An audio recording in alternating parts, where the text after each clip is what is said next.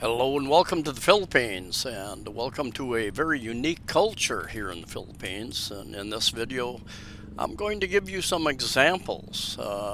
Philippines, every culture, they are brought up in a different culture, obviously, different language, different way of thinking.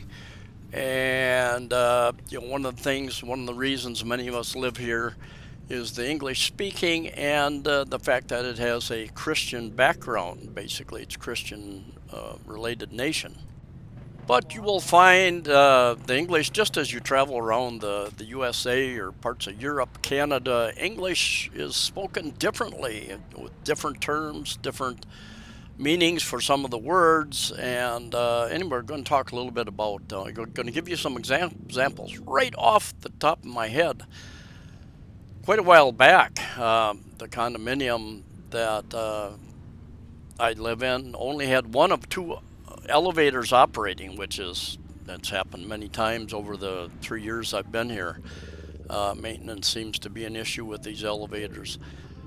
But anyway, my girlfriend came home from work and she was in the elevator. A lot of people crammed into the elevator.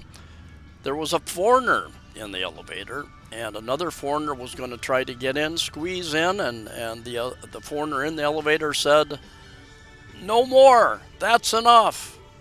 And she come up. She was actually shocked, and she told me a Filipino would never say that, would never confront somebody, tell them you can't get in the jeepney and the elevator, whatever.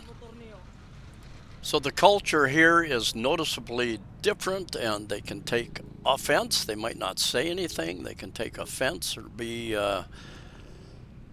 very surprised at the actions of foreigners from the different countries who come here and act in different ways. So understand you're a guest here. You're in a different country, a little bit different social norms, a little bit different laws, although they might have some strict laws in some areas. There isn't a whole lot of enforcement. There's a lack of enforcement. Traffic laws, for instance.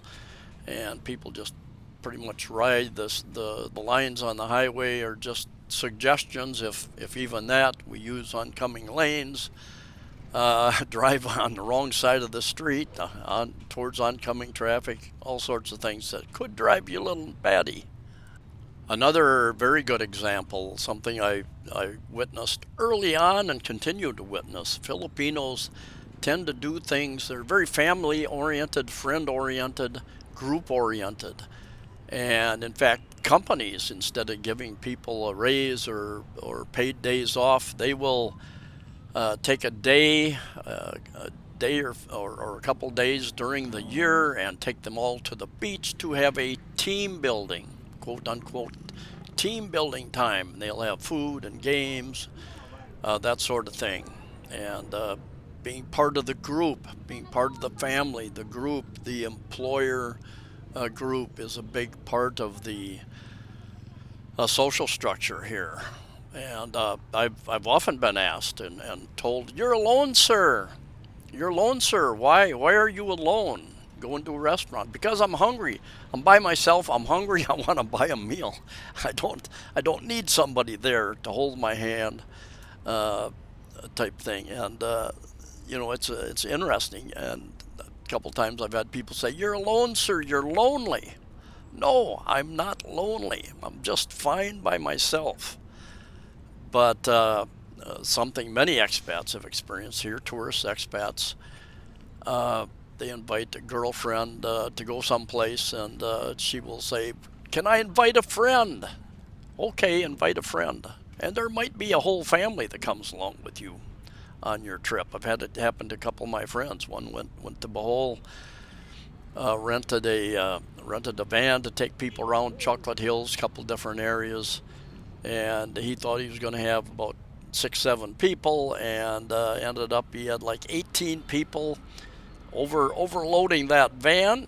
But he paid the van driver extra for to agree to haul that many more extra people, and of course bought food for everybody. And first time many of them have been around Behold, some of the sites. one very unique and good thing for us Westerners here in the Philippines is that in many cases, not 100%, but in many cases, you are giving a certain degree of respect because you're a Westerner. And for whatever reason, number of reasons, past history, different things like that, but you are definitely given a level of respect for being a Westerner here. But at the same time, Westerners can tend to be some Westerners can tend to be a bit arrogant, and you can ruin your welcome very quickly with arrogance. And I've been on the edge of that a few times where I've gotten impatient, upset about certain things getting done or not getting done in a timely manner, and gotten a little upset and shown a little bit of arrogance perhaps. In America, this would have been done the same day. This would have been fixed the same day. Blah, blah, blah. Doesn't win you any points. Confrontation. I've got a British friend down the hallway. He was getting higher and higher electric bills. They raised our electric rates from 13 to 15, then to 18 per kilowatt hour. And he didn't agree with his electric bill. He said, I'm just going to pay, and this happened over the course of many, many months. I just pay them what I think it should be. Well, one day they turned off his electric. It's a real smart thing to do. And he went down to the main office. And he said, I need to talk to somebody. And he said, well, that person isn't here today, sir.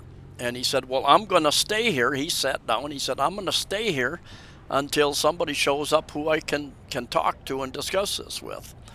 And he's told me, he said, my way of doing business for many, many, many years has been confrontation. And he said, in this particular case, one of the biggest security agencies he's ever seen came up. And he said, he decided to leave willfully.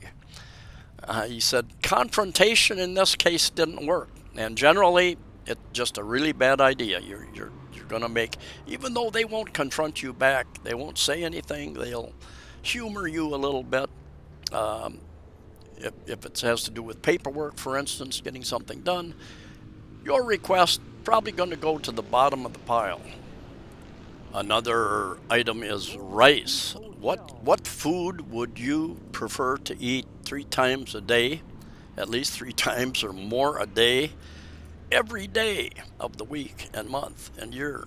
Rice. And boy, they're hooked on rice. And for me, it doesn't have much taste. I eat a little bit, but 99% of the time, if I cook it at home, I add it into a stew. Add in stew or sorghum or millet, something else. I add it in with vegetables and meat and make a stew out of it, mix it up, and gives it some flavor.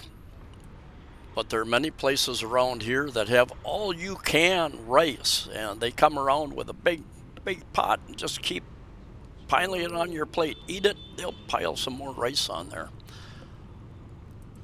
Relationships. This is a topic worth a video all itself, but first let me say, you see those dark clouds in the background there? We are here in the middle of June. We are in the wet season, what they call southwest monsoon. So we're getting a little rain almost every day. Last night happened a little bit in the night, and but we were in a very long drought for several months, hardly any rain at all. So much needed rain, but doesn't mean the monsoon let it scare you away, because it might rain once or twice during the day or evening, then it stops, life goes on. Anyway, the relationships here move very, very, very quickly. They get serious, is what I mean. They get serious very, very quickly. And I've heard a number of foreigners say, yeah, after a couple of dates, you start hearing the "I love you" type thing, and they don't really get into this dating many different people over time unless you explain that to them, that you're going to do that up front. they're looking for a serious long-term relationship, most of them, and yeah, they latch onto you pretty quick. And I know there are many, many, many very great relationships, long-term relationships, marriages, families that have come out of foreigners marrying the Filipinos. But beware of your needs and wants, and the longer you're with somebody, the more difficult it is to cut it off. If there are signs early on that there's a problem, one way or the other, if you cut it off early, it is much less stressful than if you wait long term. I've been with my girlfriend for 5 years, and it just keeps getting better and better. And but it was touch and go for a couple of years, I would say. Well, good year anyway. And she sticks up for herself, says what she thinks, and yeah, just getting better and better. Anyway, thanks for coming along. Stay safe, safe travels. See you next time.